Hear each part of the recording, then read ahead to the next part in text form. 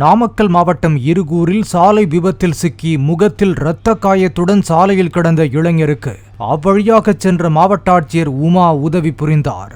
108 ஆம்புலன்ஸை வரவழைத்த மாவட்ட ஆட்சியர் காயமடைந்திருந்த சவுந்தரராஜன் என்ற அந்த நபரை ஏற்றி அனுப்பி வைத்ததோடு அரசு மருத்துவக் கல்லூரி மருத்துவமனைக்கு நேரில் சென்று நலம் விசாரித்தார்.